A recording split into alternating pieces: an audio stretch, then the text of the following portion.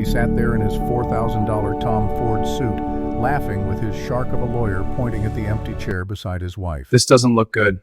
Stay Marcus Harding calm. thought We have a the strong divorce was case. already over. I hope you're right. He thought freezing Grace's You bank lied accounts under that oath! morning meant she would No, crumble. that's not He true. even Order, leaned over both to of you. Damian Let's Cross, take a his breath. attorney, and whispered loud enough for the court reporter to hear that his wife was too incompetent to hire counsel.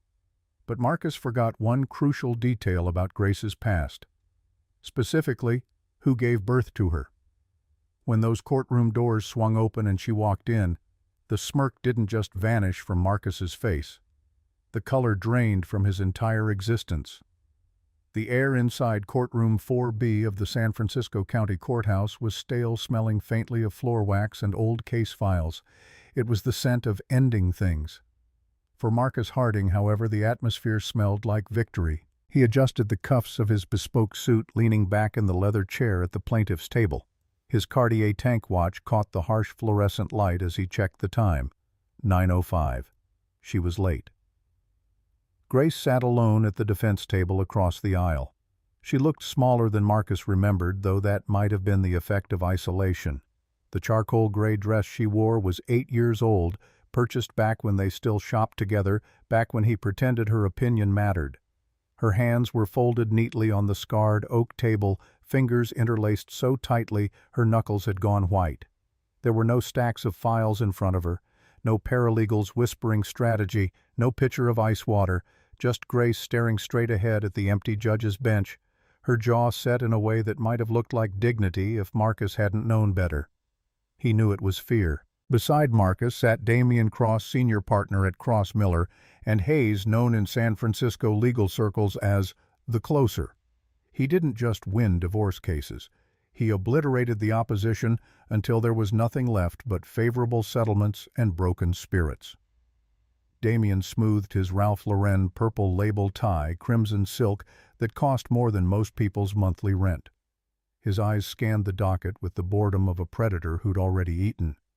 2 paralegals flanked him, young associates with banker boxes full of files, yellow legal pads, Mont Blanc pens lined up like surgical instruments. A pitcher of ice water sat between them, condensation beating down the glass. Everything about the plaintiff's table screamed preparation, wealth, inevitability. Marcus looked back at Grace's empty chair and felt satisfaction bloom in his chest. This was justice. This was what happened when people overestimated themselves. Grace had actually thought she could fight him. The woman who spent her days painting watercolors nobody bought, who volunteered at animal shelters like that, was a career who'd spent 12 years of their marriage existing in his shadow without ever understanding how the real world worked. He leaned toward Damian, voice carrying just enough. She's late. Or maybe she finally realized it's cheaper to just give up. Damian didn't look up from his notes, but the corner of his mouth twitched.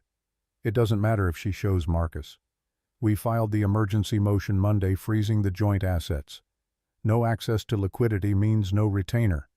No retainer against me means she walks away with whatever scraps we decide to toss her. Marcus smirked, looking across the aisle again. Grace's shoulders were rigid, her spine too straight. She was trying so hard to look composed. It was almost pathetic. "Look at her," Marcus said louder now, letting his voice carry to the handful of spectators in the back rows. Court watchers, bored law clerks killing time between hearings, a couple of retirees who treated family court like free theater. Pathetic. It's like watching a deer wait for a semi-truck. Damian's pen paused mid-stroke.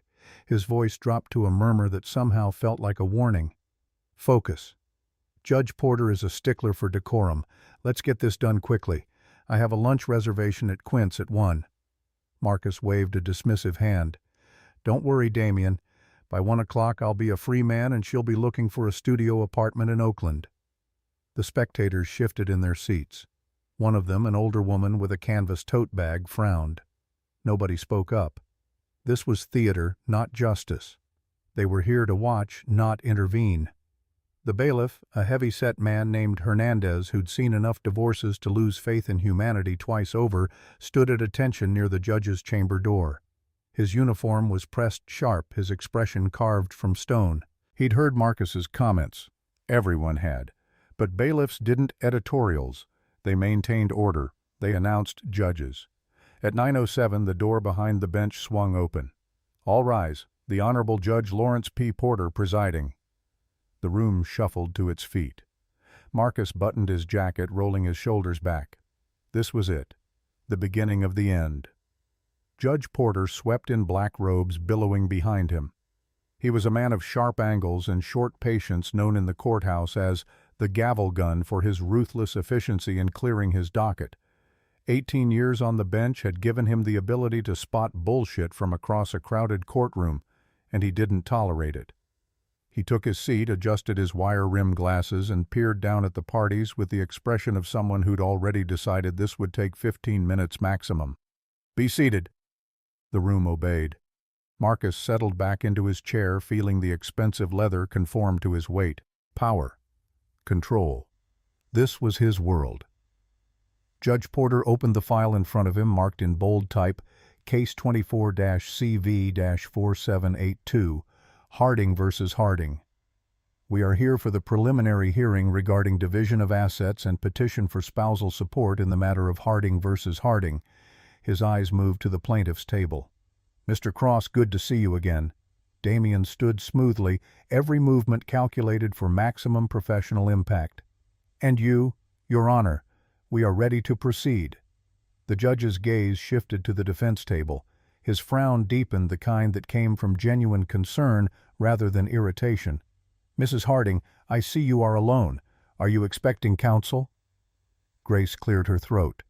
The sound was soft, at first fragile, but her voice found strength as she spoke. "I am, Your Honor. She should be here any minute." Marcus let out a loud, theatrical scoff. He covered his mouth with his hand, but the sound was unmistakable, echoing in the high-ceilinged room like a gunshot. Judge Porter's eyes snapped to him, ice forming in the air between bench and table. "Is there something amusing, Mr. Harding?" Damien stood immediately, placing a restraining hand on Marcus's shoulder, his touch firm enough to be felt through expensive fabric. "Apologies, Your Honor. My client is simply frustrated. This process has been unnecessarily prolonged and the strain is significant." The judge's expression didn't soften. "Keep your client's frustration silent, Mr. Cross, or I'll find a holding cell where he can express it more privately." Damien nodded, pressing down harder on Marcus's shoulder before releasing him and sitting back down. But Marcus could feel the tremor in his lawyer's hand. Not fear. Anticipation. Damien loved this part. The moment right before total victory, when the opponent was already bleeding out but didn't know it yet. Judge Porter turned back to Grace, his voice gentler now, almost apologetic. "Mrs. Harding, court began 7 minutes ago. You know the rules. If your attorney is not present—" Grace's voice came firmer this time, cutting through his sentence with unexpected steel. "She's coming, Your Honor. There was traffic." Marcus couldn't help himself. The words slipped out, carrying across the aisle like poison. Traffic. Or maybe the check bounced, Grace. "Oh wait, you can't write a check. I canceled the cards this morning." The gavel came down hard enough to make the paralegals jump. "Mr. Harding, one more outburst and I will hold you in contempt. Do you understand me?" Marcus stood slowly, buttoning his jacket with deliberate precision, his face arranged into an expression of wounded humility. "My apologies, Your Honor.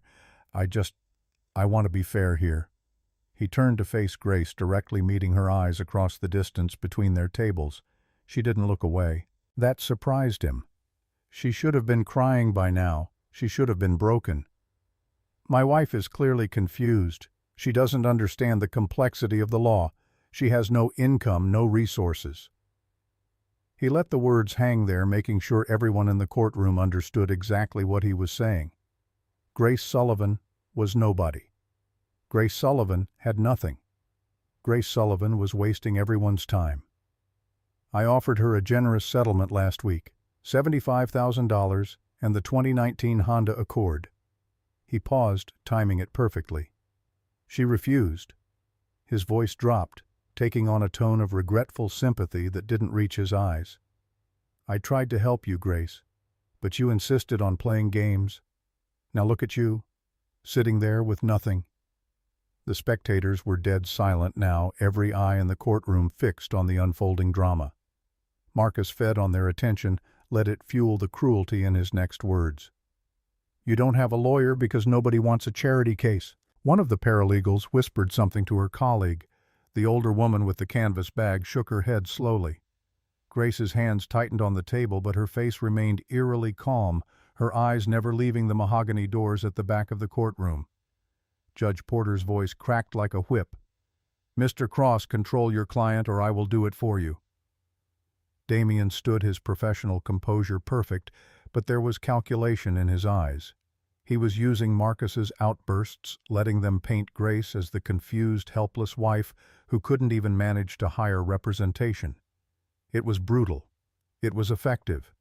It was exactly what they'd planned.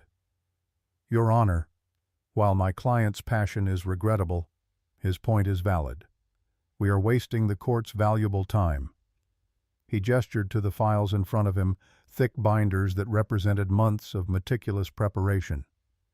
"Mrs. Harding clearly has not secured representation. Under the precedent of Wagner versus State, we move to proceed immediately with default judgment on asset division.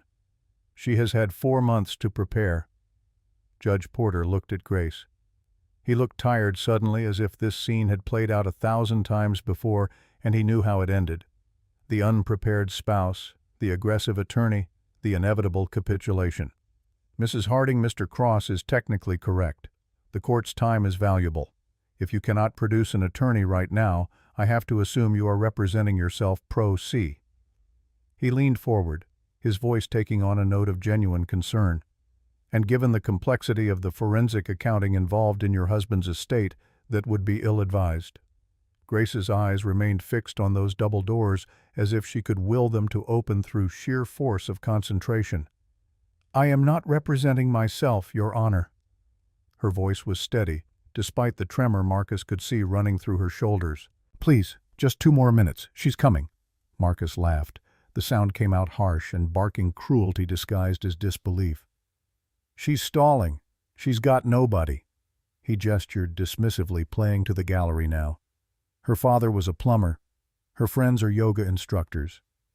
Who's she going to call legal aid?"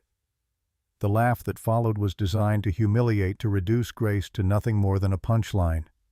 He felt invincible sitting there in his Tom Ford suit with Damien Cross beside him, and 12 years of marriage ending exactly the way he'd planned.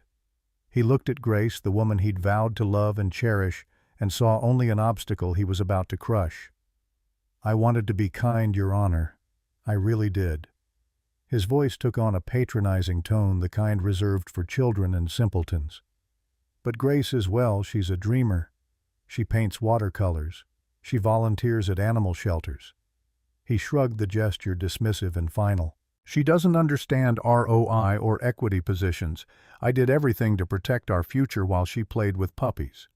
Damien pressed his advantage, sensing the judge's wavering patience. "Your Honor, I move to strike her request for continuance. Let's end this charade." Judge Porter sighed, a long exhalation that seemed to carry the weight of every failed marriage he'd witnessed from the bench. His hand reached for the gavel, fingers curling around the polished wood. "Mrs. Harding, I'm sorry. We cannot wait any longer. We will proceed with—" The double doors at the back of the courtroom didn't just open. They were thrown wide with a force that rattled the frames, the sound echoing through the space like a gunshot at a funeral. The crash silenced every voice, every whisper, every breath. Everyone turned. Marcus spun in his chair, annoyance flickering across his face at the interruption. Damien Cross frowned, his pen hovering above his legal pad, suspended in midair. The paralegals stopped whispering. The spectators leaned forward. Judge Porter's hand froze on the gavel. The courtroom fell into a silence so complete that the ventilation system became deafening. Standing in the doorway was a woman in her late 60s, but age had done nothing to diminish her presence. If anything, it had concentrated, it distilled it into something that commanded attention without asking for it. Her posture was a steel beam, rigid and uncompromising. She wore a tailored ivory suit, Oscar de la Renta, $8,000 of perfectly cut fabric that spoke of old money and older power. Her silver hair was cut into a sharp, precise bob that framed a face of aristocratic angles. Dark Ray-Ban aviators obscured her eyes, classic American sunglasses that had witnessed decades of courtroom battles. She removed the glasses, slowly revealing eyes of piercing, icy blue. Eyes that had stared down senators during confirmation hearings. Eyes that had faced Supreme Court justices without flinching. Eyes that had looked into the souls of CEOs and found them wanting. Behind her stood 3 junior associates in perfect V formation like fighter jets escorting a bomber to its target. They carried thick leather briefcases, not the rolling bags of younger attorneys, but the kind that required strength to lift weight that spoke of preparation and thoroughness. They moved in lockstep, a coordinated unit that had clearly done this before. The woman didn't rush. She walked down the center aisle, each step of her Manolo Blahnik heels clicking against the marble floor with metronomic precision. Click, click, click. The sound was hypnotic, inevitable, like a countdown to detonation. Damian Cross dropped his pen. The sound of it hitting the table was absurdly loud in the frozen courtroom. His mouth opened slightly, professional composure cracking for the first time in the hearing. His face, usually an impenetrable mask of calculated arrogance, went pale color draining from his cheeks as recognition dawned. He whispered, and there was genuine tremor in his voice. "No, that's impossible." Marcus turned to him, confused by his attorney's reaction. "Who is that? Is that her mom?" He looked at Grace, accusation sharp in his voice. "Grace's mom is dead. You told me she was an orphan." The woman reached the defense table. She didn't look at Grace. She didn't look at the judge. She turned slowly, deliberately, until she was facing Marcus Harding directly. Her gaze locked onto him with the focused intensity of a predator that had just identified prey. She smiled. It wasn't a nice smile. It was the smile a shark gives before dragging a seal into the depths, the smile that says you never had a chance and you were fool enough not to know it. Her voice was smooth and cultured, projecting to every corner of the courtroom without need of a microphone or raised volume. It was the voice of someone accustomed to being heard, to being obeyed. "Sorry I'm late. I had to file motions with the California Attorney General regarding your offshore accounts, Mr. Harding."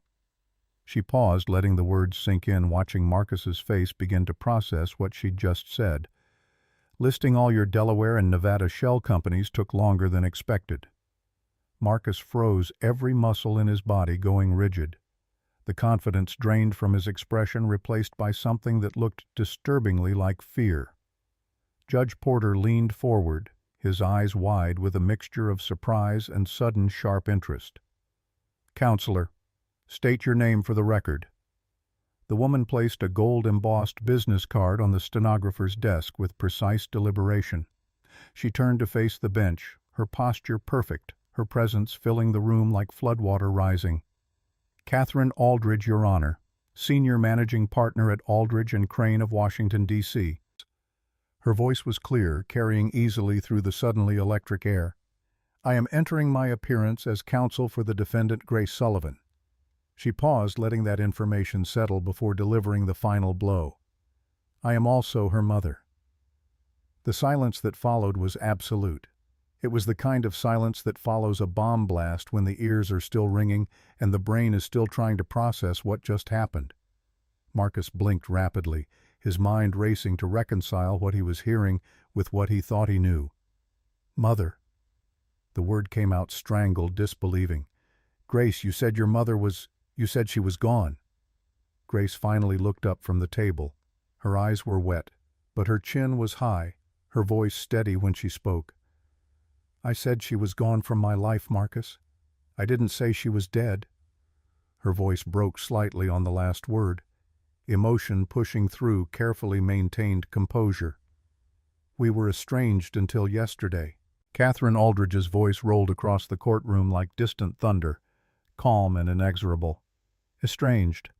Grace left home 19 years ago to escape the pressure of my world." She walked around the defense table, taking the chair beside her daughter with fluid grace. She didn't embrace Grace. Not yet. This was business, and Katherine Aldridge had built a career on knowing when emotion served a purpose and when it was a liability. She placed her heavy briefcase on the table and snapped the latches open with sharp, decisive clicks. She wanted a simple life, to be loved for who she was, not the Aldridge name. Katherine turned her gaze to Damien Cross. The opposing counsel was currently trying to make himself smaller in his chair, an impossible task for a man who'd spent 20 years projecting dominance in courtrooms. Her voice took on a tone of pleasant recognition, the kind that precedes devastating revelation. "Hello, Damien. I haven't seen you since the Oracle data breach litigation in 2017. She paused, timing it perfectly. "You were barely a senior associate then, weren't you? Fetching coffee for the real lawyers?" Damien Cross's face flushed deep red embarrassment and anger warring for dominance. He stood trying to regain some measure of professional composure. "Ms. Aldridge, it's an honor. I didn't know you were admitted to the California bar." Katherine's smile didn't reach her eyes. "I am admitted to the bar in California, New York, D.C., and before the United States Court of Appeals for the D.C. Circuit and Ninth Circuit." She let that information hang in the air, a resume that spoke of power and connections far beyond what most attorneys ever achieved. "I generally handle constitutional law and multi-billion-dollar corporate mergers." Her voice hardened, the pleasant tone evaporating like morning frost under harsh sunlight. "But when my daughter called me weeping, telling me that a tech sales VP with a Napoleon complex was bullying her," she looked directly at Marcus, and there was nothing pleasant in that gaze now, only cold, focused fury.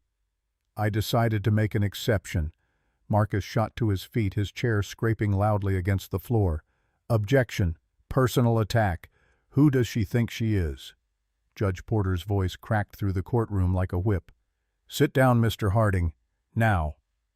Marcus sat, but slowly, his body language screaming defiance even as he obeyed. The judge looked at Katherine Aldridge with a mixture of reverence and wariness. Everyone in the legal world knew her name. The iron verdict. 16 cases argued before the United States Supreme Court. 14 victories.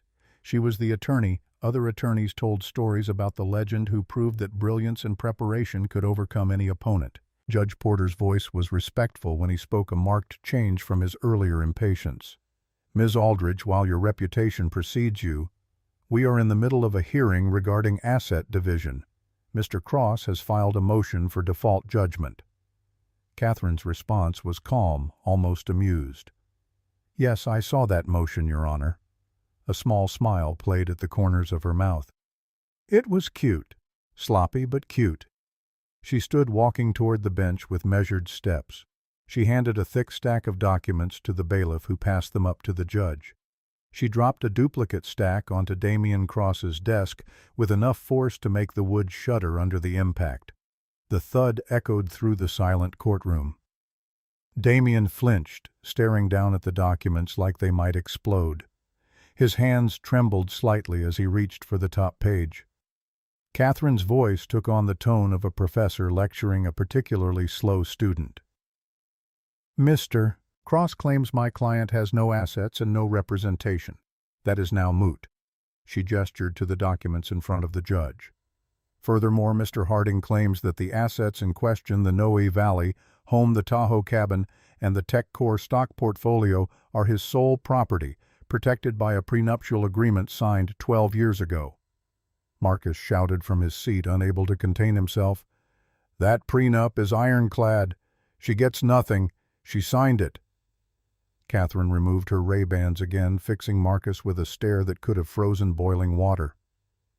"Mr. Harding, do you know who drafted the California Family Code Section 1615 amendments regarding unconscionable premarital agreements?" Marcus blinked, confusion replacing anger. "What?" Katherine's voice was soft now, almost gentle, which somehow made it more terrifying. "I did. I was the consulting attorney when the California State Legislature revised the statute in 2002. She let that sink in before continuing. "I helped define exactly what constitutes duress and coercion when signing marital contracts in this state." She tapped the document on Damien's table, her finger precise as a surgeon's scalpel. "According to the sworn affidavit my daughter provided this morning, you threatened to evict her grandmother from assisted living and cancel her health insurance if she didn't sign that paper the night before your wedding." The courtroom erupted in gasps and whispers. The spectators leaned forward, the bored expressions replaced by rapt attention. This was no longer routine dissolution. This was warfare. Marcus's face went purple, veins standing out on his forehead. "That's a lie. She's a liar." Catherine's voice rose, cutting through his shouting like a blade through silk. "We also have the text messages from that night, recovered from the iCloud server you thought you wiped." She held up an exhibit, pages of printed messages that even from across the courtroom looked damning. "Exhibit C, Your Honor." Judge Porter flipped to Exhibit C in the document stack. His eyebrows shot up, his expression shifting from interested to deeply troubled. He read in silence for 30 seconds that felt like 30 minutes. Damian Cross was frantically flipping through pages, sweat beading on his forehead despite the courthouse air conditioning. His usual composure had completely shattered. "Your Honor, we haven't had time to review this evidence. This is an ambush." Katherine laughed, and the sound was terrifying in its genuine amusement. "An ambush? Mr. Cross, you tried to secure a default judgment against a woman with no lawyer while your client mocked her to her face." She stepped forward, her voice dropping to a conversational tone that somehow carried more weight than shouting ever could. "You don't get to complain about fairness." She turned to address the gallery, speaking as if she were lecturing a law school class rather than arguing in open court. "Now let's talk about finances." Katherine pulled another set of documents from her briefcase, these even thicker than the first batch. "Mr. Harding claims his net worth is approximately $6.2 million. She looked at Marcus, her expression almost pitying. "A respectable sum for a man of your limited vision." Marcus looked like he was having a stroke, his face cycling through shades of red and white. Katherine continued, her voice taking on the clinical precision of a coroner describing cause of death. "However," she pulled a second, noticeably thicker binder from her briefcase and held it up for everyone to see. "My team of forensic accountants who usually track financial crimes for the FBI's San Francisco field office spent the last 18 hours tracing the intricate web of shell companies Mr. Harding has established over the past 6 years." She dropped the binder onto the defense table. The sound was like a judge's gavel, final and damning. Katherine opened the binder to a marked page, her finger running down a column of numbers. "It appears, Your Honor, that Mr. Harding has been systematically funneling marital assets into holding companies designed to hide wealth from Community Property Division." She began reading from the forensic report, her voice steady and relentless. "Number 1, Apex Holdings, LLC, registered in Delaware in 2018. Current account balance $4.2 million.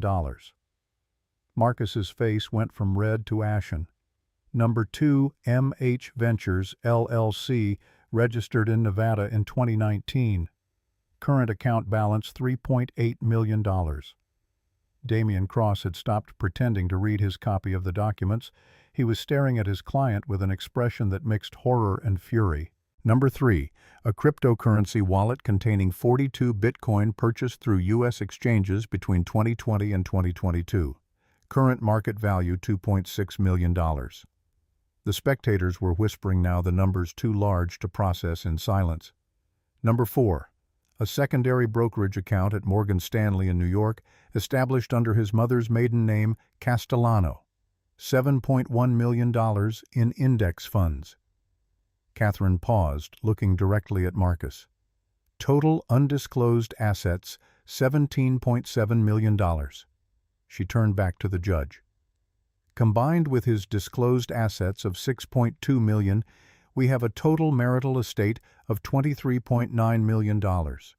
Marcus slumped in his chair, his expensive suit suddenly looking like a costume on a broken mannequin. He looked at Damian Cross with desperate eyes. "Do something." He hissed the words barely audible. Damian looked at the documents in front of him. He looked at the judge, whose expression had shifted from impatient to furious. He looked at Katherine Aldridge, who was calmly organizing her papers with the confidence of someone who held every card. "I need a recess," Damian croaked. Judge Porter's response was immediate and harsh. "Request denied." He leaned forward, his voice cutting. "I want to hear more about these Delaware and Nevada accounts. Ms. Aldridge, please proceed." Katherine smoothed her skirt, the gesture unhurried and deliberate. "Thank you, Your Honor." She walked back to Grace, placing a hand on her daughter's shoulder. For the first time since entering the courtroom, emotion flickered across her face, not triumph, but something fiercer: protection, vindication. But before we address the fraud, I'd like to discuss the mockery my client endured regarding her lack of legal representation. Grace looked up at her mother and smiled, a genuine expression of hope breaking through the carefully maintained composure. Tears threatened at the corners of her eyes, but they were tears of relief, not despair. Katherine's voice dropped to a conversational tone, intimate and deadly. "Marcus, you mocked my daughter because you thought she was weak. You believed that kindness equals defenselessness." She turned to the court reporter. "Let the record reflect that Grace Sullivan is now represented by Katherine Aldridge of Aldridge and Crane." Her eyes found Marcus across the courtroom, and there was nothing warm in that gaze, only cold, focused determination. "And I am not here to negotiate a settlement, Mr. Cross." The pause that followed was pregnant with promise and threat. "I am here to take everything." Her voice remained level, but the words landed like hammer blows. "The house, the cars, the hidden money, the reputation." She took a step forward, and somehow the distance between her and Marcus seemed to shrink, even though she hadn't moved closer. "I am going to peel your life apart, layer by layer, until you are left with exactly what you tried to leave my daughter." The final word dropped into the silence like a stone into still water. Nothing. The courtroom was frozen, everyone processing what they'd just witnessed, the transformation from routine hearing to total warfare. The emergence of a force that Marcus Harding had never anticipated, had never prepared for, had dismissed as impossible. Katherine turned back to the judge, her voice returning to professional formality. "Your Honor, I call Marcus Harding to the stand as a hostile witness." Marcus froze in his chair, his eyes wide with something that looked remarkably like panic. He turned to Damian Cross, desperation bleeding through his voice. "Do I have to?" Damian leaned close, his whisper harsh and angry. "You're the plaintiff, you idiot. Get up there. And for the love of God, don't lie. She knows everything." Marcus stood slowly, his legs unsteady beneath him. The confidence that had carried him into this courtroom had evaporated, replaced by the dawning realization that he had made a catastrophic miscalculation. He walked to the witness stand like a man walking to the gallows, each step heavier than the last. The bailiff moved forward with the Bible, ready to swear him in. Marcus placed his hand on the worn leather cover, the words of the oath washing over him without meaning. All he could see was Katherine Aldridge standing at the podium. No papers in her hands, just those piercing blue eyes fixed on him with the patience of a hunter who knew the prey was already caught. Judge Porter's voice cut through the tension. "Mr. Harding, you are under oath. Do you understand that perjury is a felony punishable by imprisonment?" Marcus's voice came out hoarse. "I understand." Katherine smiled, and Marcus felt ice run down his spine. "Then let's begin." Katherine Aldridge stood at the podium with the stillness of a monument, her hands resting lightly on the worn wood. She didn't need notes. Every question had been crafted in her mind during the drive from her hotel, refined during the elevator ride up to the 4th floor, perfected in the 30 seconds she'd stood outside those courtroom doors, listening to Marcus mock her daughter. Marcus sat in the witness box, his Tom Ford suit suddenly feeling too tight around his collar. Sweat was beginning to bead at his temples, despite the aggressive air conditioning. He tried to meet Katherine's gaze and found he couldn't hold it. Those ice-blue eyes seemed to see through skin and bone straight to the rot underneath. "Mr. Harding, let's talk about your income. You testified in your financial affidavit that your annual earnings are approximately $800,000. Is that correct?" Marcus cleared his throat, trying to find the confident tone he'd used earlier when Grace sat alone and helpless. "Yes. My base salary at TechCore Solutions is $400,000. Commission and stock options bring the total to around $800,000 in average years. sometimes as high as $1.2 million in exceptional years. Katherine nodded, as if this were the most reasonable thing in the world. And you've worked at TechCore Solutions for how long? 15 years. I started as an account executive in 2009, made VP of Sales in 2015. Impressive trajectory. So over 15 years, even at a conservative average of $600,000 per year, that would be $9 million in gross income. Marcus shifted in his seat. Before taxes, yes. Of course. California's tax burden is substantial. Federal rate at your bracket runs 37%, state, another 13.3%. Roughly 50% total when you include Medicare and Social Security. She paused, letting him relax slightly before springing the trap. So, approximately $4.5 million in net earnings over 15 years. Plus, you exercised TechCore stock options worth $2.1 million according to your affidavit. That brings us to $6.6 million total net income. That sounds right. Katherine's smile was predatory. Yet you claim current net worth of only $6.2 million. That's a remarkably efficient savings rate, Mr. Harding. Most people your age spend something on living expenses. Did you and Grace live very frugally? Marcus hesitated, sensing danger but unable to identify its source. We lived comfortably but responsibly. Comfortably. Let's examine that. Katherine pulled a stack of receipts from her briefcase, each one marked with a colored tab. 2019 Porsche Cayenne purchased for $95,000. 2021 Tesla Model S $110,000. The Noe Valley home was purchased in 2014 for $1.8 million, now valued at $2.8 million. Mortgage paid off in full in 2020.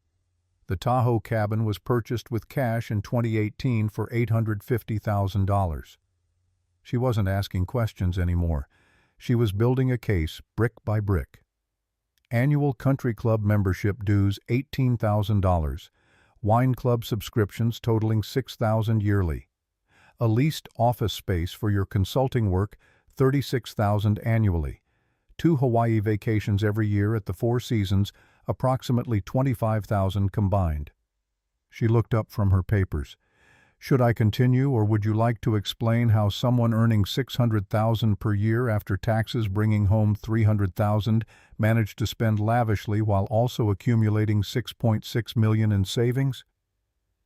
Marcus's jaw worked, but no words came out. In the gallery, one of the spectators, a retired accountant who came to court for entertainment, was doing mental math and shaking his head. I worked hard. I earned those things. Indeed you did. Which makes it curious that beyond the $6.2 million you disclosed, my forensic team discovered additional holdings. Katherine pulled out the second binder again, this time opening it to a page dense with transaction records. Apex Holdings, LLC, registered in Delaware on April 15, 2018. The initial deposit was $400,000 transferred from your joint Wells Fargo account with Grace account number ending in 7734. Marital funds, Mr. Harding. Marcus gripped the witness box railing. That was a business investment. Separate property established during the marriage is still. Separate property requires separate funds. These were marital funds. Every subsequent deposit into Apex Holdings correlates exactly with your TechCore bonus payouts. Bonuses earned during your marriage. Also marital property under California community property law.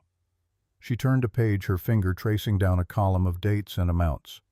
June 2019, TechCore paid you a performance bonus of $250,000. 3 days later, Apex Holdings received a deposit of $248,000. July 2020, TechCore bonus of $300,000. Apex Holdings deposit of $297,000 just 5 days later. Judge Porter was leaning forward now, his earlier impatience replaced by sharp focus. This wasn't a routine divorce anymore. This was systematic fraud unfolding in real time. The pattern continues for 6 years, Mr. Harding. 23 separate transfers totaling $4.2 million, all marital funds, all hidden from your wife, all omitted from your financial disclosure. Marcus's voice came out strangled. I was protecting our future. Grace doesn't understand investment strategy. She would have wanted to spend it on what food utilities? The basic expenses of life while you played venture capitalist with community property. Catherine's voice remained level, but the contempt underneath was palpable. Let's discuss MH Ventures, your Nevada LLC. Similar pattern, different shell. Established in 2019, funded entirely through transfers from your Morgan Stanley account, another joint account, another stream of marital assets. She pulled up another document. And then there's the cryptocurrency. 42 Bitcoin purchased between 2020 and 2022 through Coinbase, a US-based exchange. The purchases were made using an American Express card ending in 4782. Marcus went very still. That card was issued in whose name, Mr. Harding? His voice was barely a whisper. Joint account with Grace. Speak up for the court reporter, please. Joint account with Grace. Katherine nodded, satisfied. So to summarize, you systematically transferred marital assets into shell companies designed to hide wealth from your wife.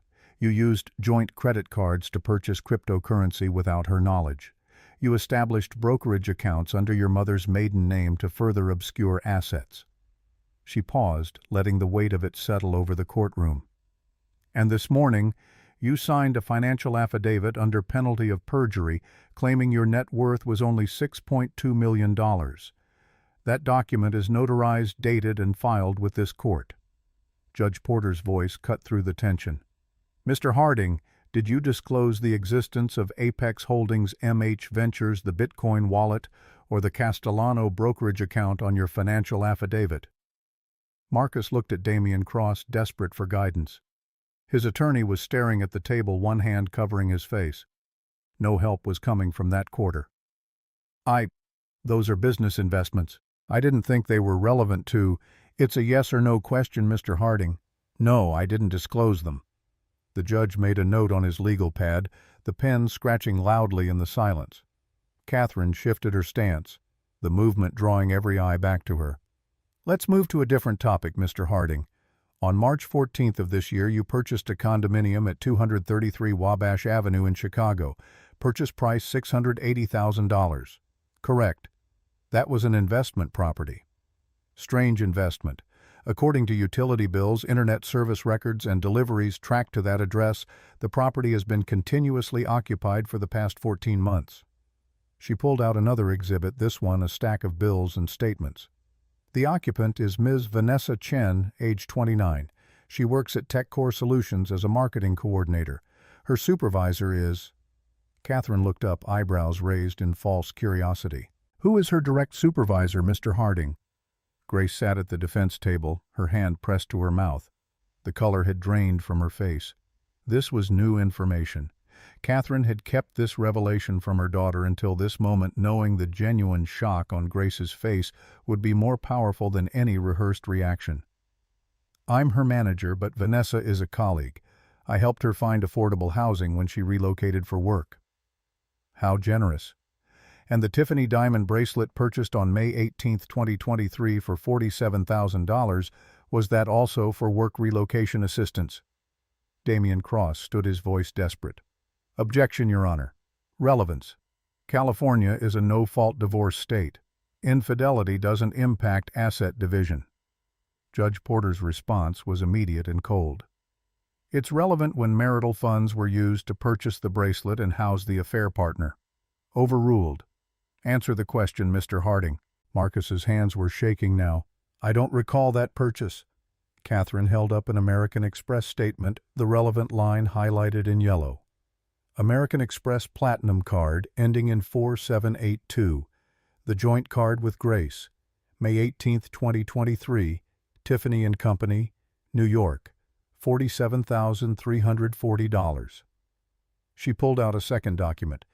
The same weekend, Grace's personal debit card shows purchases at Safeway for $67.43 and at a thrift store for $12. She was clipping coupons. You were buying diamonds. The spectators in the gallery were no longer bored. Several were taking notes. One woman was crying quietly, her hand clutched to her chest. For whom was that bracelet, Mr. Harding?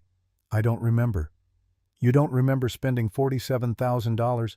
It was a long time ago. Catherine's expression didn't change, but something in her posture suggested a predator moving in for the kill. Let me refresh your memory. I have here text messages recovered from your secondary iPhone, the one you purchased with cash and thought was untraceable. She handed copies to the bailiff for the judge and placed another on Damien's table. The attorney looked at them and closed his eyes. These are messages between you and Ms. Chen.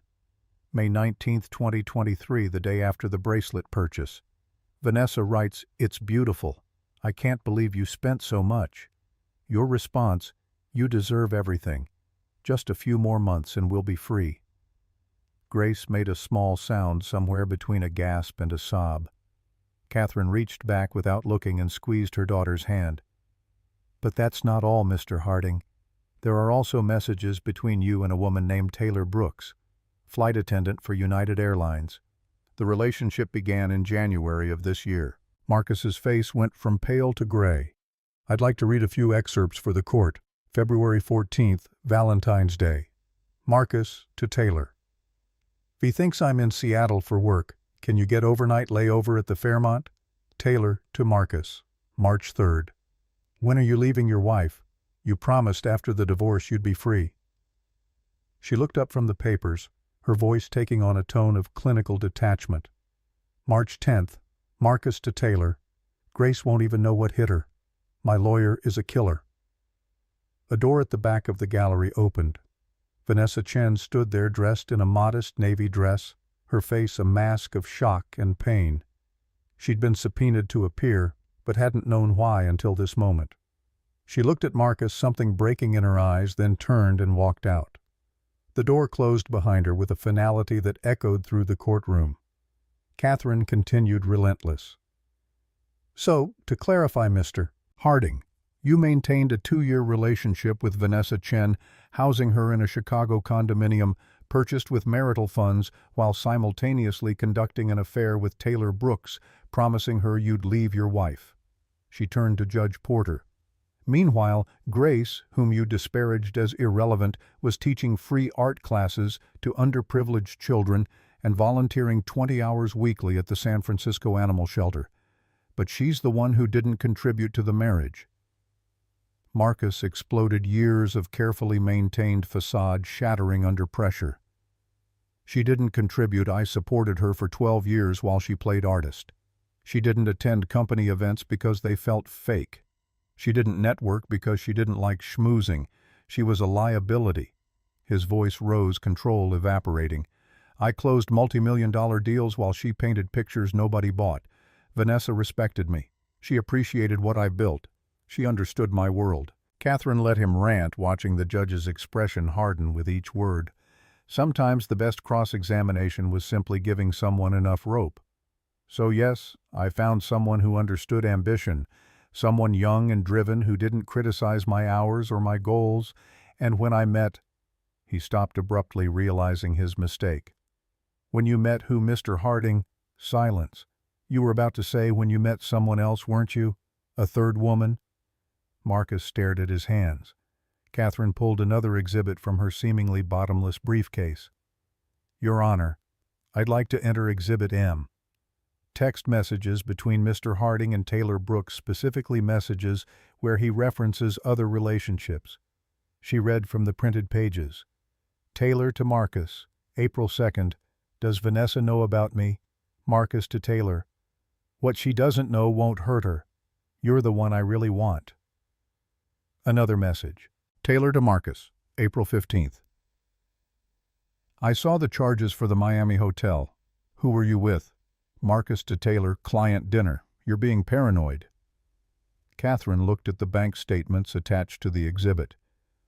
The Miami hotel charges were for 2 rooms at the Mandarin Oriental, $1,500 per night for 3 nights.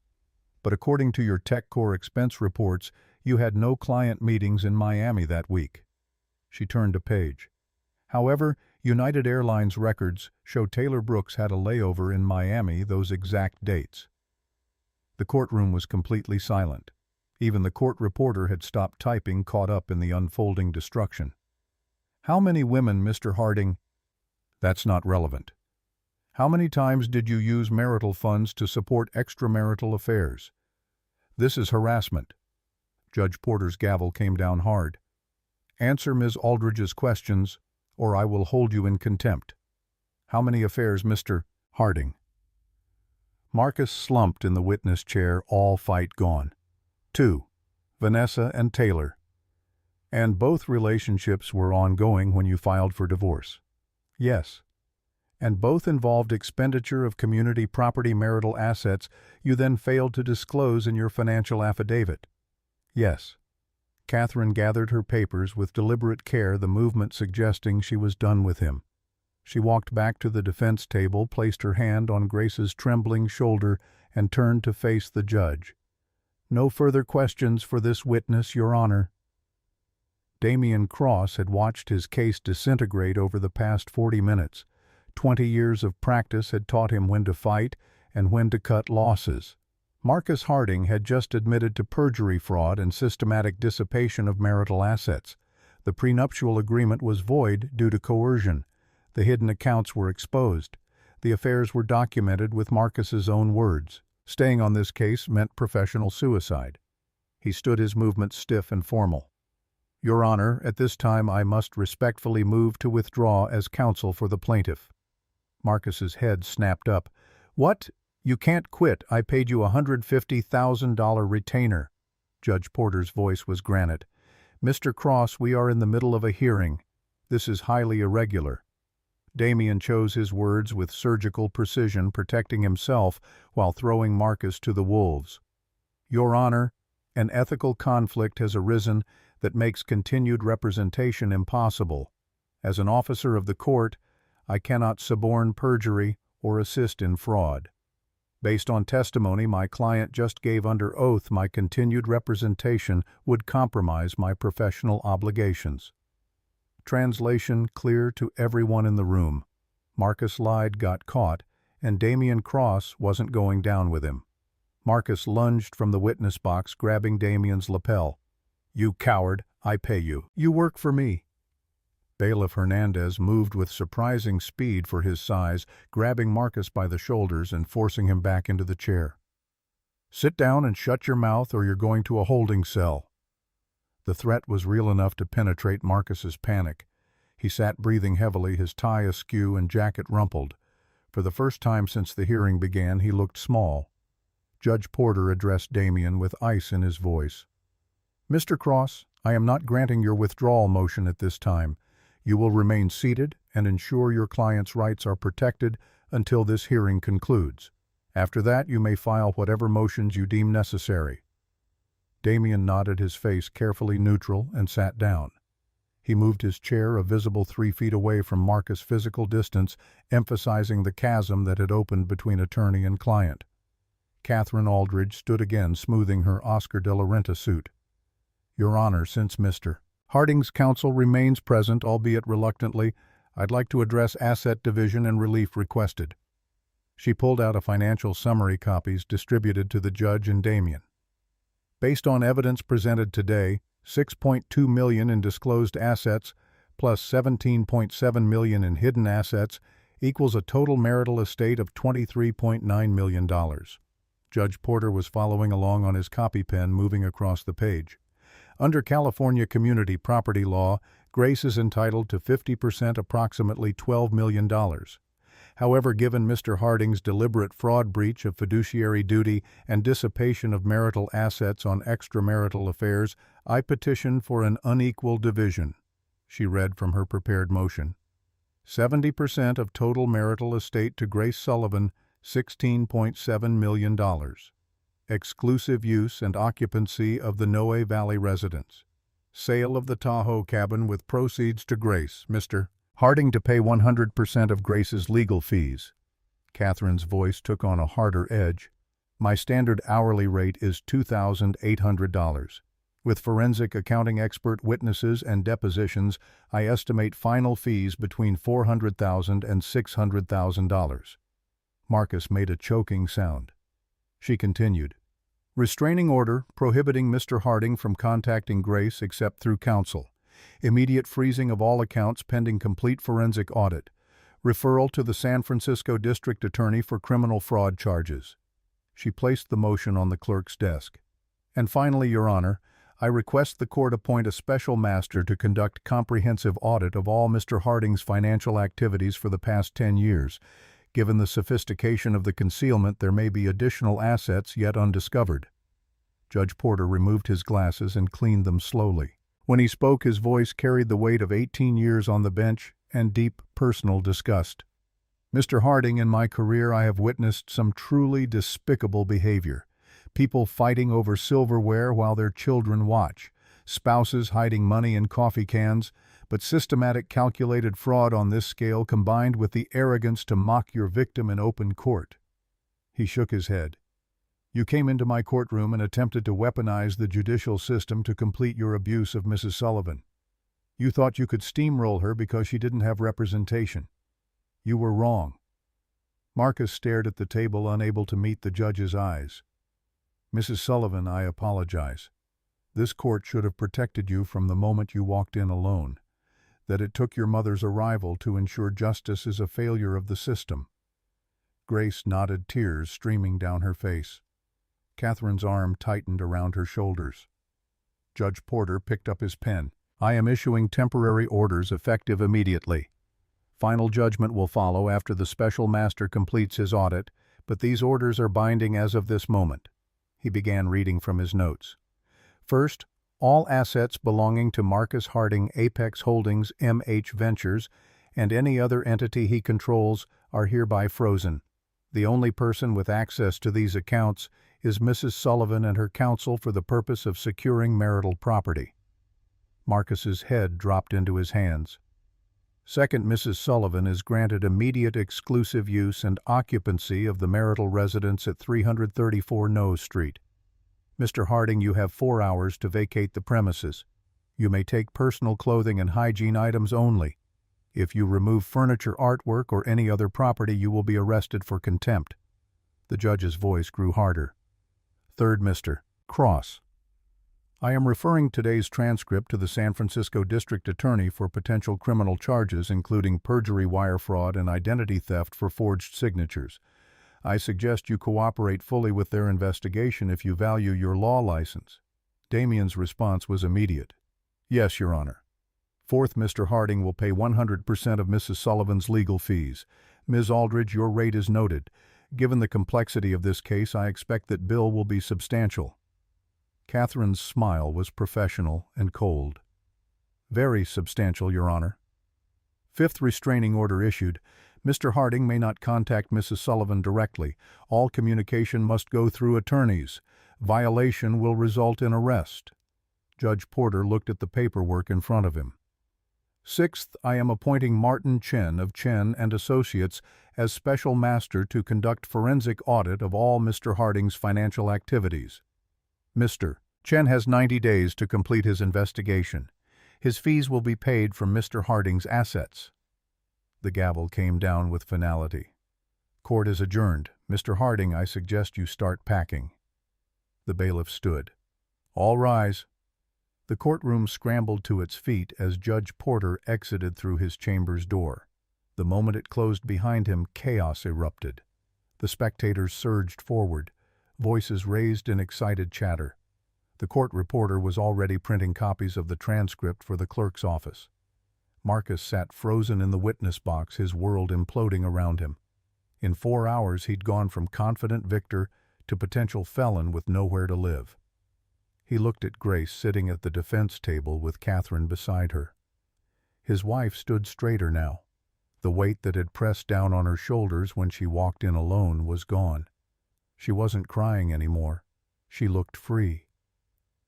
Marcus climbed down from the witness box on unsteady legs. He walked toward Grace's table, desperation written across his face. Grace, please, you can't do this. Where am I going to go? Grace looked at him, not with anger, not with triumph, just exhaustion and finality. Before she could respond, Katherine stepped between them, her physical presence a wall. Mr. Harding, my daughter doesn't speak to criminals. If you have anything to say, you can direct it to my associate. She gestured to Colin Reeves, one of the junior attorneys who'd entered with her. The young lawyer stepped forward, pulling a business card from his pocket. "Mr. Reeves will handle all future communications." Katherine took Grace's arm. "Now get out of our way. We have lunch reservations, and I believe my daughter has some artwork to catch up on." They walked past Marcus without another glance. Grace didn't look back. The heavy courtroom doors swung shut behind them with a sound like a coffin closing. Marcus stood alone in the emptying courtroom. Damian Cross was already on his phone, presumably calling his own attorney. The paralegals were packing up files with the efficient movements of people abandoning a sinking ship.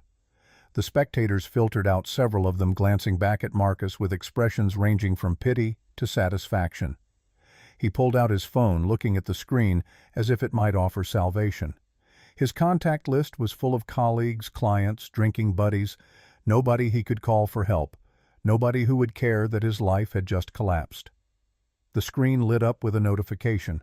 An email from TechCore HR. Subject line, "Meeting request, urgent." His hands shook as he opened it. 3 lines, formal and cold. "Mr. Harding, please report to HR at 2 p.m. today. Bring your employee ID and building access card. This meeting is mandatory." They knew. Someone from the courtroom had already called TechCore. The company that had made him VP of sales, that had paid him hundreds of thousands in bonuses, was about to cut him loose. Marcus walked out of courtroom 4B into the hallway. The marble floors gleamed under fluorescent lights. Other hearings were breaking up, other lives being rearranged by judicial decree. He took the elevator down to the lobby, the descent feeling like falling. Outside on the courthouse steps, San Francisco's summer sun was brutal and bright. Marcus squinted against it, his eyes adjusting after the dim courtroom. A black town car idled at the curb. Katherine Aldridge and Grace were climbing into the back seat, their postures relaxed despite the battle they'd just won. As the car pulled away, Marcus saw Grace lean her head on her mother's shoulder. Katherine's arm came around her daughter, protective and fierce. They were talking, probably planning next moves or just processing what had happened. They had each other. Marcus had nothing. His phone buzzed again. Text from Vanessa.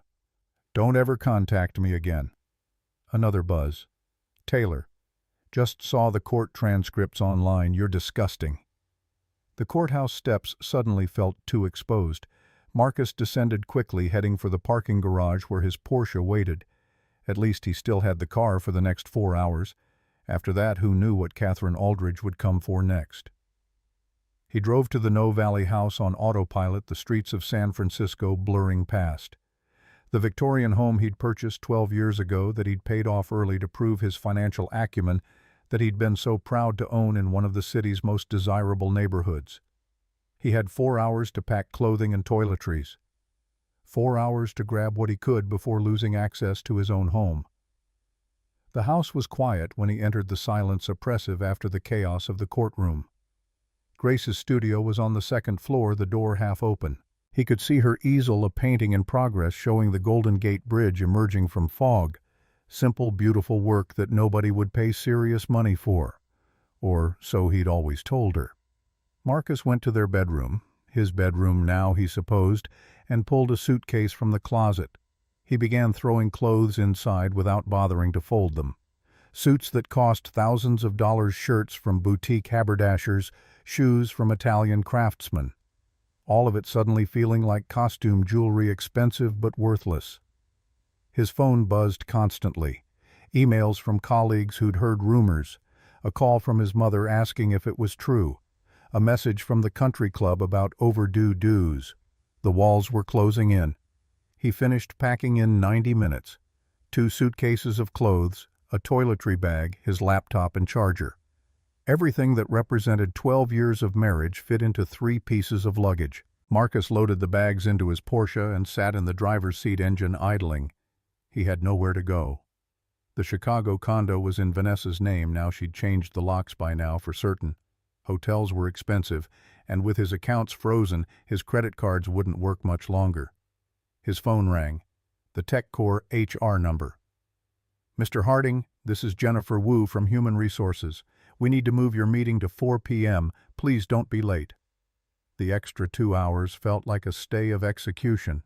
He drove aimlessly through the city past the office towers of the financial district, through the marina, with its view of the bay, up to Twin Peaks, where the whole city spread out below, like a promise that had been broken. At 3:45, he parked in the TechCore garage and took the elevator to the 15th floor. The HR offices were at the end of a long hallway, glass walls revealing conference rooms where careers went to die. Jennifer Wu was waiting along with the company's general counsel and the VP of Human Resources. Their expressions were professionally neutral, but the paperwork on the table told the story. "Mr. Harding, thank you for coming. We'll make this brief." She slid a document across the table. "We've been informed of criminal charges pending against you for embezzlement and fraud. Our internal audit has discovered irregularities in vendor payments dating back 6 years. Pending investigation, your employment with TechCore Solutions is terminated effective immediately." The general counsel spoke up. "You are also banned from company property. Your email access has been revoked, your employee credentials deactivated. Any attempt to contact current employees will be considered harassment and prosecuted accordingly." Marcus's voice came out hollow. "What about my stock options? I have unvested shares worth..." "Forfeited. Per your employment contract, termination for cause results in loss of all unvested equity." Another $2 million evaporating. Jennifer Wu stood, making it clear the meeting was over. "Security will escort you from the building. We'll mail your final paycheck to your attorney's office." 2 guards appeared in the doorway. Marcus rose on numb legs and followed them to the elevator through the lobby he'd walked through confidently every morning for 15 years, out into the street where his former colleagues could see him being removed like garbage. The sun was setting over the bay as Marcus drove back toward Noe Valley. He parked a block away from the house, not wanting to risk violating the judge's order by being present when Grace arrived home. He watched from a distance as lights came on inside Grace's silhouette moving past windows. His phone buzzed one last time. Email from Damian Cross with a single attachment. A formal notice of withdrawal as counsel citing irreconcilable differences and ethical conflicts. Damian was done. Marcus would have to find new representation, pay another retainer he couldn't afford, start over with someone who knew he was toxic. As darkness fell over San Francisco, Marcus Harding sat in his Porsche on a street corner watching lights glow in windows of a house he no longer owned, contemplating a future that had been razed to the ground in a single morning. He'd started the day thinking he'd won. He'd ended it with nothing but the clothes in his suitcase and the dawning realization that he'd underestimated Grace in ways that would haunt him for years to come. Inside the house, Grace stood at the window of her studio, looking out at the street below. She couldn't see Marcus's car in the gathering dark, but Katherine stood beside her, a protective presence. "He's out there somewhere," Grace said softly, "trying to figure out what just happened." Katherine's hand found her daughter's shoulder. "Let him wonder. You have work to do, paintings to finish, a life to rebuild." Grace nodded, turning away from the window. On her easel, the Golden Gate Bridge emerged from fog, the painting she'd started 3 months ago, when she still believed her marriage could be saved. She picked up a brush, dipped it in crimson paint, and began adding light to the sky. Morning was coming. 3 months crawled past like wounded animals. Summer burned into fall fog, rolling through San Francisco's streets with the regularity of grief. Grace woke each morning in the Noe Valley house that was legally hers, now the silence no longer oppressive, but liberating. The absence of Marcus's presence had transformed the Victorian from a museum of failed promises into something that felt dangerously close to home. Katherine had stayed for 2 weeks after the hearing, sleeping in the guest room and working remotely from Grace's dining table. Her laptop would glow late into the night, conference calls with Washington attorneys stretching across time zones. But she was there for breakfast every morning, drinking black coffee while Grace painted at the kitchen table, neither of them needing to fill the silence with words. When Katherine finally returned to D.C., she left behind more than just business cards for her associates. She left a foundation solid and unshakable, the kind that comes from knowing someone will answer when you call. The special master's report arrived on a Tuesday in September, delivered by courier in a manila envelope thick enough to stop bullets. Grace sat at her studio desk, afternoon light slanting through the bay windows, and read Martin Chen's findings with a detachment that surprised her. The audit had uncovered more than even Catherine's forensic accountants had found. Marcus hadn't just hidden assets. He'd constructed an entire shadow economy, a financial funhouse where money flowed through shell companies and emerged transformed. The total marital estate wasn't $23.9 million, it was $27.3 million. Additional assets discovered a vacation property in Lake Tahoe, titled under a Delaware LLC that Marcus controlled. Stock options in 3 startups he'd invested in using marital funds. A classic car collection stored in a private garage in Sonoma, 5 vehicles worth a combined $800,000. Each discovery represented another lie, another layer of betrayal. Grace's phone rang. Catherine's name lit up the screen. "You've read it?" Not a question. Katherine always knew. "I read it. $27 million. He hid almost $18 million from me." "From us. Community property means it was ours, not yours. Half belonged to you the moment you married him." Grace stood carrying the phone to the window. Down on the street, a family walked past, pushing a stroller, the child's laughter carrying up through the afternoon air. "The judge wants a hearing next week for final orders. Can you be here?" "I'm already booked on the red eye Thursday night. Colin will meet me at the courthouse Friday morning with updated financials." Grace's throat tightened. "Mom, thank you. I know I keep saying it, but then stop saying it. You're my daughter. This is what mothers do when they get a second chance." After they hung up, Grace returned to the report. On page 47, Martin Chen had included a detailed breakdown of Marcus's spending on his affairs. Chicago condo, $680,000. Miami trips with Taylor, $43,000 over 8 months. Jewelry purchases, $92,000 total. Hotels, restaurants, gifts. The number climbed until it reached a sum that made Grace's stomach turn. $317,000 of marital funds spent on other women while she'd clipped coupons and bought thrift store dresses. Her phone buzzed again. A text from an unknown number. "Grace, it's Vanessa Chen. Can we talk? I know I'm probably the last person you want to hear from, but I found something you need to see." Grace stared at the message for a long moment. Every rational instinct screamed to delete it, block the number, pretend Vanessa didn't exist. But Katherine had taught her something in those 2 weeks they'd lived together. Information was power, and you never knew where the next piece would come from. She typed back, "Coffee, tomorrow, 3 p.m., Blue Bottle on Valencia." The response came immediately. "I'll be there. Thank you." Grace slept poorly that night, dreams filled with courtroom doors opening to reveal endless corridors of identical rooms where Marcus sat in witness boxes stretching to infinity. She woke at dawn, ran 5 miles through Golden Gate Park, and spent the morning painting until her hands ached. At 2:45 she walked into Blue Bottle 15 minutes early and chose a table in the back corner with clear sight lines to the door. Old habits from 12 years of managing Marcus's moods: always know your exits, always see who's coming. Vanessa arrived exactly at 3 punctual in a way that suggested military precision or deep anxiety. She was smaller than Grace expected, delicate features that photographs hadn't captured. 29 years old, but carrying herself like someone much older, weighted down by recent revelations. She sat across from Grace without ordering, hands folded on the reclaimed wood table. "I don't expect forgiveness. I'm not here to ask for it." Grace appreciated the directness. "What are you here for?" Vanessa pulled a manila folder from her bag, much thinner than the special master's report, but somehow radiating equal significance. "After the hearing, I started going through everything Marcus had left at the condo. Papers, files, hard drives he thought were encrypted. I work in marketing, but my undergraduate degree was computer science. His passwords weren't as clever as he thought." She opened the folder, revealing printed emails and bank statements. "Marcus wasn't just embezzling from you, he was stealing from TechCore, ghost vendors billing for services never rendered, kickbacks from real vendors who inflated invoices.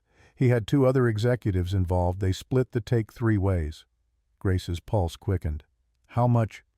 $4.7 million over 6 years. The other two VPs were Derek Chen, my older brother, if you can believe the irony, and Patricia Morrison from finance. The name Derek Chen triggered recognition. Grace had met him twice at company events, a smooth-talking executive who'd made her uncomfortable in ways she couldn't articulate. "Your brother was involved. Does he know you're here?" Vanessa's laugh was bitter. "Derek stopped talking to me the day I testified I'd break up with Marcus. Family loyalty only extends so far when your sister ruins your meal ticket." She pushed the folder across the table. "I'm giving this to you because TechCore's general counsel is Marcus's fraternity brother from Stanford. They're doing an internal investigation, but I don't trust it to be thorough. If you hand this to the district attorney, they'll have everything they need for criminal prosecution." Grace opened the folder, scanning emails that showed Marcus directing payments to shell companies, splitting profits with Derek and Patricia, covering tracks with false documentation. It was systematic fraud laid bare in Marcus's own words. "Why are you really doing this? And don't tell me it's guilt." Vanessa met her eyes, and Grace saw something there. She recognized the particular shame of realizing you'd been a weapon someone else was wielding. "Because he told me you were crazy. He said you were medicated for paranoia, that you'd accused him of affairs that never happened, that you were trying to destroy him out of spite." Her voice dropped to a whisper. "I believed him. I helped him paint you as unstable.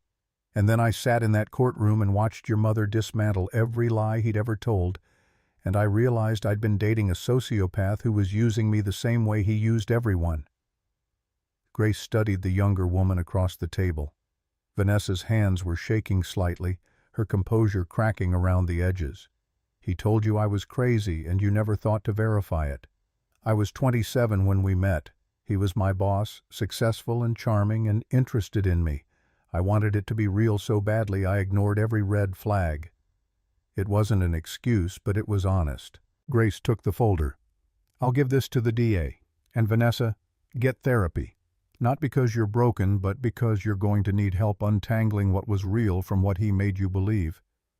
Vanessa nodded, tears threatening at the corners of her eyes. "I am. Started last week. The therapist says I have a pattern of choosing men who need fixing." She stood to leave, then paused. "The bracelet Marcus bought. He told me it was a family heirloom from his grandmother. I wore it to the office Christmas party last year. Did you see me there?" Grace remembered. She'd seen Vanessa across the ballroom, young and radiant in a red dress, the diamond bracelet catching light like trapped stars. Marcus had introduced them briefly. Vanessa's hand extended in greeting, the $47,000 bracelet on her wrist, while Grace wore costume jewelry from Target. "I saw you." Vanessa's face crumpled. "I'm so sorry. For all of it." She walked out of the coffee shop before Grace could respond. Through the window, Grace watched her disappear into the Valencia Street crowd, just another person carrying invisible weight through San Francisco's endless afternoon. Grace took the folder directly to Catherine's associate, Colin Reeves, who'd set up a temporary office in a financial district high-rise. He read through the documents with the focused intensity of a scholar deciphering ancient texts, occasionally making notes in margins with a fountain pen. "This is prosecutorial gold. The DA has been building a case, but most of their evidence is circumstantial. This is Marcus directing the fraud in his own words." He looked up from the papers. "Where did you get this?" "Does it matter?" Colin considered. "Legally, no. Practically, it helps to know the chain of custody. If this goes to trial, the defense will attack the source. Vanessa Chen, Marcus's former girlfriend. She hacked his hard drives after the courtroom hearing."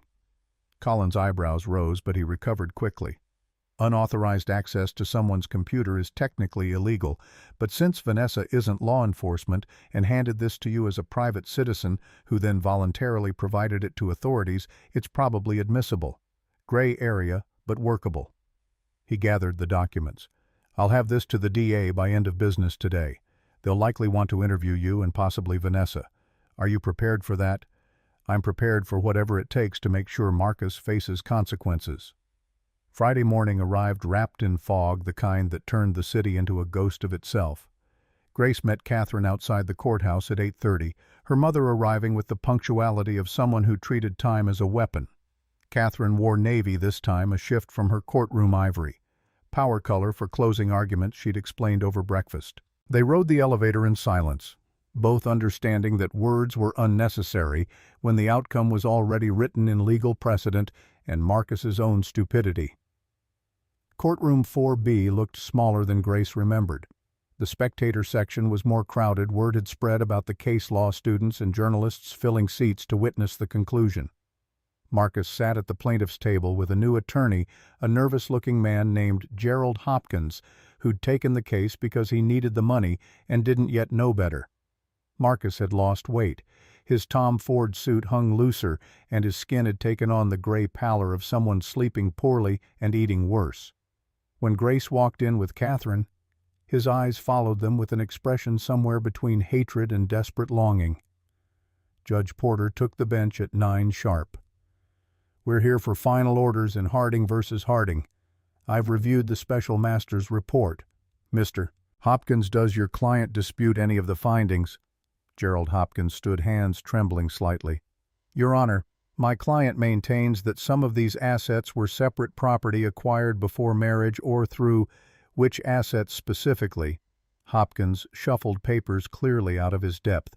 The Lake Tahoe property registered to Summit Holdings, LLC.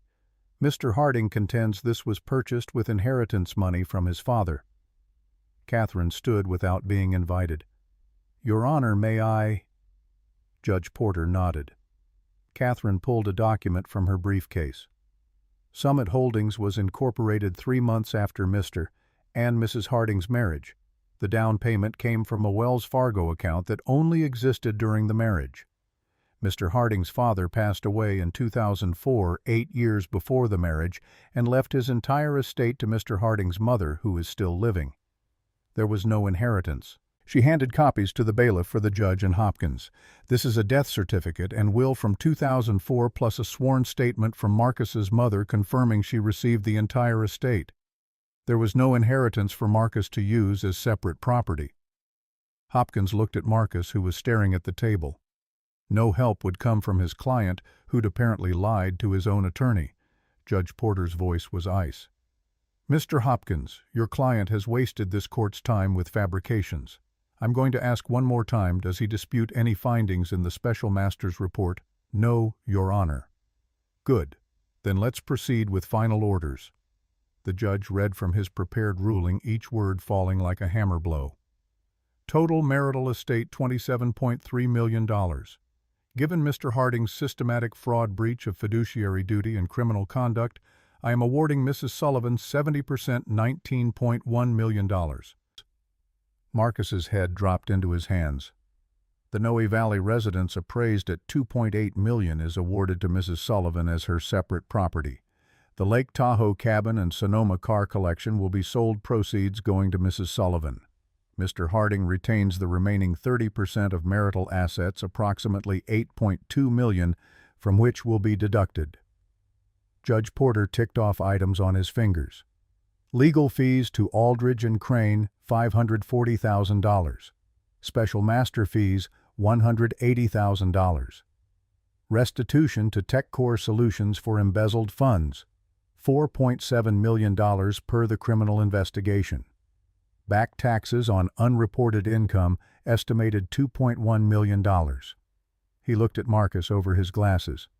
"After deductions, Mr. Harding, you will have approximately $700,000 remaining. I suggest you spend it wisely, as you'll need it for criminal defense attorneys." Katherine stood again. "Your Honor, one additional matter. TechCore has filed a civil suit against Mr. Harding for the embezzlement. I've been contacted by Derek Chen's attorney regarding a separate civil matter. Mr. Chen invested $2 million in Apex Holdings based on fraudulent representations by Mr. Harding." She smiled thinly. "I've agreed to serve as expert witness in Mr. Chen's lawsuit. Given my testimony and the documentary evidence, I expect Mr. Chen will obtain judgment for the full $2 million plus interest and attorney fees." Judge Porter made a note. "So, after Mr. Chen's judgment, Mr. Harding will effectively be bankrupt. Appropriate given the circumstances." He signed the final order with a flourish. "This divorce is granted. Mrs. Sullivan, you are legally single as of this moment. Mr. Harding, you are ordered to have no contact with your ex-wife except through attorneys. Violation will result in immediate arrest." The gavel came down one last time. "We're adjourned." Grace stood as the judge exited, feeling strangely hollow. She'd won. By any objective measure, she'd achieved total victory. Marcus was financially destroyed, criminally exposed, professionally ruined. The man who'd mocked her for being incompetent had been systematically dismantled by her own mother. So why did it feel less like triumph and more like surviving a natural disaster? Katherine sensed her daughter's mood guiding Grace out of the courtroom before Marcus could attempt to approach. They walked to Katherine's rental car in silence, not speaking until they were safely inside with doors locked. "You're allowed to feel complicated about this." Grace looked at her mother. "I wanted him to lose everything. I got exactly what I wanted. So why do I feel numb?" Katherine started the engine, pulling out of the parking garage into San Francisco sunlight that had burned through the morning fog. "Because revenge is like chemotherapy. It kills the cancer, but it poisons you in the process. You won, Grace. Now comes the harder part, figuring out who you are when you're not fighting him anymore." They drove to Grace's house, Katherine parking in the driveway that used to feel like Marcus's territory, but now belonged solely to Grace. Inside, the Victorian felt different. Not empty, but quiet in a way that suggested peace rather than abandonment. Katherine had a flight back to D.C. that evening, responsibilities waiting that couldn't be postponed. They sat in Grace's studio drinking tea, looking at canvases in various stages of completion. "The gallery owner called yesterday. She wants to do a show in March. 20 pieces. She's calling it Resilience." Katherine examined a painting of the Golden Gate Bridge emerging from darkness into dawn light. "Will you be ready?" "I have 17 finished pieces, 3 more in progress. I'll make the deadline." "I meant emotionally ready to show your work publicly, to hear critics and buyers discuss your art like it's a commodity." Grace considered the question. "Marcus always said nobody would buy my paintings, that I was wasting time on a hobby instead of building something real. Proving him wrong feels important." "And after you've proved him wrong, what then?" The question hung in the air between them. Grace didn't have an answer yet, but Katherine didn't seem to expect one. "I'm proud of you. Not because you won in court, but because you called me when you needed help. That took more courage than most people ever manage." She stood checking her watch. "I should head to the airport. Flight leaves at 6 and SFO is unpredictable." They embraced at the door, holding each other with the fierce certainty of people who'd almost lost this connection and refused to waste it again. "Come visit D.C. when the show is over. I'll take you to all the museums you missed growing up because I was too busy winning cases to be a mother." "I'd like that." Katherine walked to her rental car, pausing before getting in. "Grace, one more thing. The painting you gave me, the one of our old house in Georgetown with the cherry blossoms, I hung it in my office. Every attorney who comes through comments on it. You're better than you think you are." She drove away before Grace could respond, leaving her daughter standing on the porch of a house that was finally completely hers. The months that followed developed a rhythm. Grace painted in the mornings when the light was best, pushing herself to complete the exhibition pieces while experimenting with new techniques. She'd enrolled in a business class for artists at City College, learning about pricing and contracts and the practical realities of selling work. The gallery owner, Miriam Katz, had been effusive when Grace showed her the pieces for the March show. The work had changed, Miriam said. It carried weight now, emotional depth that elevated it beyond pretty cityscape paintings into something that resonated with lived experience. Grace started teaching art classes at the community center in the mission-free instruction for kids whose families couldn't afford private lessons. Twice a week, she'd watch teenagers discover they could create something from nothing, their faces lighting up when a drawing finally clicked into place. She was building a life, small and quiet, but hers. In November, the district attorney filed criminal charges against Marcus. 14 counts, wire fraud, embezzlement, identity theft, for the forged signatures, perjury. The arraignment was brief. Marcus pleaded not guilty, posted bail with money borrowed from his mother, and began the long slide toward trial. Grace didn't attend the arraignment. She was teaching when it happened, helping a 15-year-old named Maria understand perspective and vanishing points. The notification came via text from Colin Reeves, a simple update that required no response. Derek Chen's civil suit settled out of court in December. Marcus agreed to judgment for the full $2 million plus attorney fees rather than face trial. Combined with the TechCore restitution and back taxes, Marcus was functionally insolvent. His bankruptcy filing appeared in the public record 2 weeks before Christmas. Grace saw the notice and felt nothing. The man who'd been the center of her universe for 12 years had been reduced to a line item in legal databases, and she couldn't summon enough emotion to care. Her therapist, Dr. Sarah Chen, no relation to Derek or Vanessa, though Grace had asked, suggested this was healthy disengagement rather than suppressed trauma. Grace was moving through grief at her own pace, which happened to be faster than expected because the marriage had been dead long before the divorce. You're not mourning Marcus. You're mourning 12 years of your life that you invested in a lie. That's different and arguably harder. Grace thought about that often as winter rain pelted San Francisco. She was 44 years old, single, financially secure in ways she'd never imagined, and completely unmoored from the life she'd built as Mrs. Marcus Harding. The freedom was terrifying. The trial was scheduled for February, but Grace knew from Colin that it would likely never happen. Marcus's new attorney was negotiating a plea deal. 8 to 12 years federal prison in exchange for testimony against Derek Chen and Patricia Morrison, who'd lawyered up and were fighting the charges. The DA wants the bigger fish. Marcus is offering them Derek, who's already talking about offering up his connections to venture capital fraud. It's dominoes all the way down. Grace processed this information while preparing for her gallery opening, which Miriam had moved up to late February to capitalize on pre-trial publicity. The cynical calculation didn't bother Grace as much as it might have. Art was business, and business required understanding market forces. She spent January finishing the last 3 pieces, working 14-hour days until her hands cramped and her vision blurred. The exhibition had expanded to 25 paintings, each one documenting her internal landscape over the past year. Darkness giving way to light. Fog burning off to reveal the city underneath. Bridges spanning impossible distances. The centerpiece was an 8-foot canvas titled The Gavel. It showed a courtroom rendered in abstract impressionism, a figure made of light breaking through chains of shadow. A judicial gavel in mid-strike, frozen at the moment of impact, the word justice barely visible in the wood grain. It was the most personal work Grace had ever created, raw and unfiltered in ways that made her uncomfortable. Miriam had insisted it be the first piece visitors encountered, the anchor for understanding everything that followed. Grace's opening night fell on February 23rd, a Friday evening, when San Francisco's art scene turned out in force. The gallery in Hayes Valley was packed with collectors, critics, casual browsers, and people who'd followed the divorce case in local news.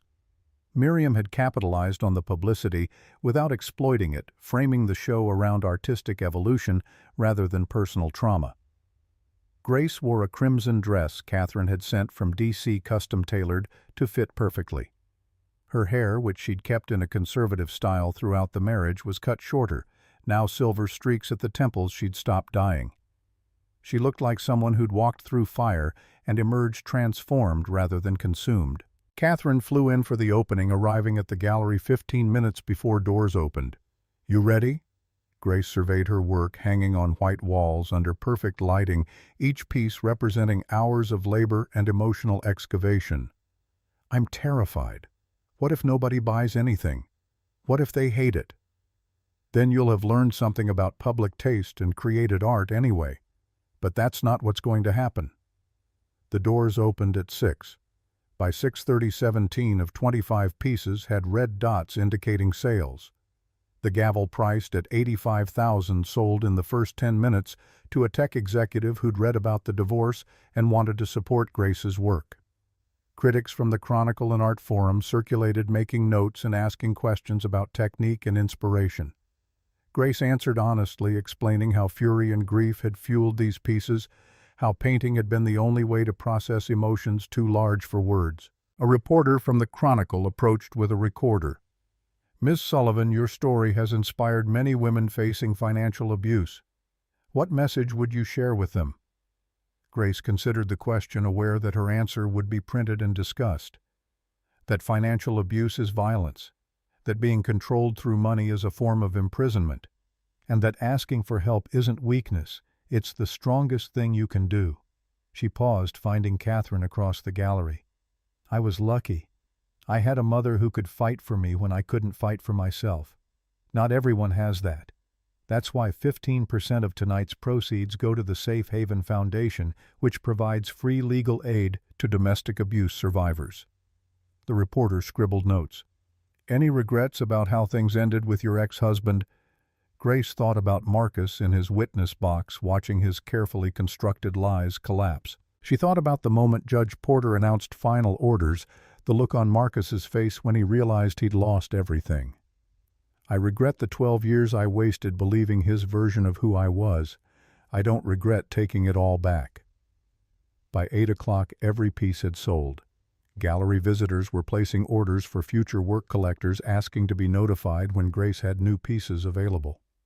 Miriam was practically vibrating with excitement, already discussing a follow-up show for next year. Grace's phone buzzed. A text from Colin Reeves. Marcus pleaded guilty this afternoon. Sentencing hearing scheduled for April 9th. Prosecutor estimating 11 to 14 years federal prison. Thought you'd want to know. She showed the message to Katherine, who read it without expression. How do you feel? Relieved. I don't have to testify. I don't have to see him in court again. Is that all? Grace looked around the gallery, at her art hanging on walls, at strangers discussing her work with genuine interest, at Katherine standing beside her after 19 years of estrangement that had finally healed. No, I feel free, like I can finally exhale. The opening lasted until 10, when Miriam finally ushered out the last lingering visitors. Total sales exceeded $340,000. After gallery commission and the Safe Haven Foundation donation, Grace had cleared $230,000 from a single night. She'd made that much from her art, not from Marcus's money or the divorce settlement, from paintings she'd created in her studio while Marcus was busy stealing and lying and destroying everything he touched. Katherine took her to dinner at Quint's, the same restaurant where Damian Cross had planned to celebrate Marcus's victory. They ordered champagne and oysters, toasting success that had been earned rather than stolen. What's next? More paintings, teaching full-time. You have options now. Grace swirled champagne in her glass, watching bubbles rise and burst. I'm thinking about starting a foundation. Not just funding other organizations, but creating something focused on financial literacy for abuse survivors. Teaching women how to protect themselves before they need lawyers. That's ambitious. I have the settlement money, $19 million I never wanted but now have. It should do something useful. Katherine raised her glass. To useful money and second chances. They clinked glasses, the sound clear and bright in the restaurant's intimate lighting. Grace's phone buzzed again. Unknown number. She almost ignored it, but something made her check. This is Vanessa. I saw the article about your show. Your work is beautiful. I wanted you to know Derek pleaded guilty today, too. He's cooperating against the venture capital guys. The dominoes are falling. Thank you for giving the DA those files. Justice is happening because you weren't afraid to act. Grace typed back, thank you for trusting me with the information. I hope you're healing. The response came quickly. Getting there. One therapy session at a time. Good luck with everything. She showed Katherine the exchange. You were kind to her. Not everyone would be. She was a victim too, just a different kind than me. Hating her doesn't undo what Marcus did. They finished dinner and walked back to Grace's car through San Francisco's streets alive with Friday night energy. The city felt different now, less oppressive and more like possibility waiting to unfold. Katherine flew back to D.C. Sunday morning, but not before spending Saturday helping Grace organize her studio and plan the foundation's structure. They worked side by side, mother and daughter, rebuilding what had been broken, creating something stronger from the pieces. April 9th arrived with spring warmth, cherry blossoms blooming in Golden Gate Park. Grace had debated whether to attend Marcus's sentencing hearing. Dr. Chen had said it was her choice, that there was no right answer. Colin Reeves offered to go in her place to witness and report back. In the end, Grace went. Not for closure, she'd already found that, but because she needed to see the final chapter written. She sat in the gallery, not at counsel table, just another observer watching justice unfold. Marcus entered in an orange jumpsuit, wrists shackled, the Tom Ford suits gone forever. He'd lost 40 pounds since the divorce hearing, hair turning gray, face carrying the weight of consequences he'd never expected to face. The prosecutor laid out the charges. Marcus had pleaded guilty to 12 counts of wire fraud, embezzlement, identity theft. The sentencing guidelines suggested 10 to 15 years. Marcus's attorney argued for leniency, citing his cooperation against Derek Chen and Patricia Morrison. Judge Porter, the same judge who'd presided over the divorce, looked at Marcus with an expression that mixed disappointment and grim satisfaction. "Mr. Harding, you came into my courtroom 10 months ago thinking you could manipulate the system to complete your abuse of your wife. You were arrogant enough to mock her while committing perjury." He adjusted his glasses. "Today you're here because that arrogance blinded you to consequences. You didn't just steal from your wife. You stole from your employer, defrauded business partners, and constructed a criminal enterprise built on lies." Marcus stood at the defendant's table, head bowed. "Your cooperation with ongoing investigations is noted. However, the scope and duration of your criminal conduct requires substantial punishment." Judge Porter signed the sentencing order. 11 years federal prison, eligible for parole after serving 85%. Restitution to TechCorps and other victims as determined by separate civil judgments. Lifetime ban from serving as corporate officer or director. The gavel fell. Marcus was led away without looking at the gallery, without seeking Grace's eyes for some final connection. He simply shuffled out in shackles, disappearing into the custody of federal marshals. Grace sat through the remaining procedural matters, then walked out of the courthouse into afternoon sunshine. She'd expected to feel something profound, triumph or satisfaction or vindication. Instead, she felt only a quiet settling like dust after demolition. Her phone rang. Katherine calling from between meetings in D.C. "How did it go?" 11 years. He'll serve at least 9. "And you?" "I'm okay. It's over. Really, finally over." "Good. Now the real work begins, building the life you actually want instead of reacting to the one he tried to force on you." Grace walked to her car, stopped for coffee at Blue Bottle on Valencia, and drove home to the Noe Valley house. Her studio waited with canvases in progress, a foundation to establish, a teaching schedule to maintain. She had work to do that mattered to her, creating things rather than destroying them. That evening she stood at her studio window, watching sunset paint the sky in shades of crimson and gold. The city spread out below like a promise being kept. Somewhere in a federal holding facility, Marcus was beginning to understand that consequences are patient but inevitable. Grace picked up a brush, dipped it in paint, and began creating light from darkness. One stroke at a time, building something beautiful from wreckage. Morning had come, and she was finally ready to see what the day would bring. 8 months later, on a December afternoon when fog wrapped San Francisco in soft gray, Grace cut the ribbon on the Sullivan Foundation for Economic Justice. The renovated Victorian in the Mission District housed offices for free legal aid, financial counseling, art therapy rooms where trauma survivors could create without judgment. The opening event drew the mayor, the district attorney who'd prosecuted Marcus, 40 domestic violence organizations, and press coverage that would spread the foundation's work across California. Grace stood at the podium looking out at faces of women who understood what it meant to be trapped by someone else's control. 3 years ago, I sat in a courtroom thinking my life was over. My husband had frozen my accounts, mocked me publicly, tried to take everything. I had $200 in cash and no attorney. She paused, finding Katherine in the audience.